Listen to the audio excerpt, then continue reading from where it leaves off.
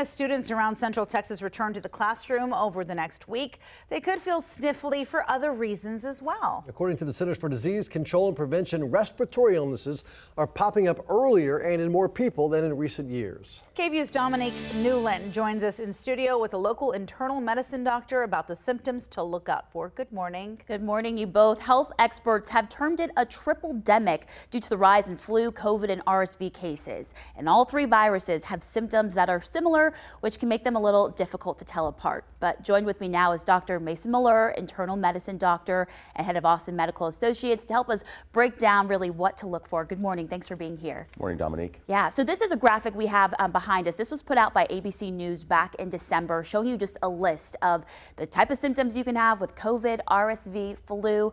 Is there anything that sticks out in your medical opinion about something that may be more severe for one versus the other? Sure. So the big thing would be, you can see a lot of these are very similar to each other, but you can see a few where you can really pick out the symptom that might tell you what you have. We all know about COVID now. If you lose your sense of smell, as you can see there, that basically It's rare. right there, and that's going to be a really great indicator that you probably have COVID if you've lost your sense of smell. Now, what's going on a lot that have parents concerned, of course, is RSV. How do I know if my kid has RSV? And you'll see there down at the bottom here with the wheezing, that's something that if your child starts to wheeze, that is something that should bring a little bit more concern to you if you're a parent.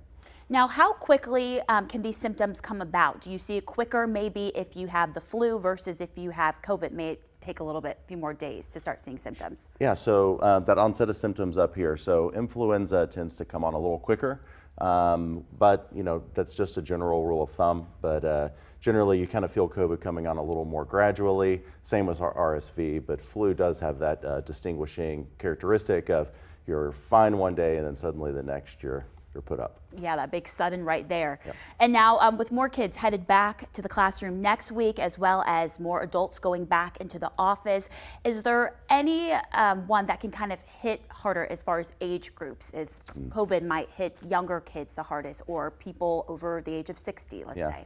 Great question. So RSV, always worry about it for kids that are less than 6 months old or have some sort of prematurity or some other condition. But as adults, you know, we get RSV all the time. Now, as adults, what you worry about, if you're less than the age of 65 and healthy, honestly, really shouldn't worry about any of these in terms of mortality.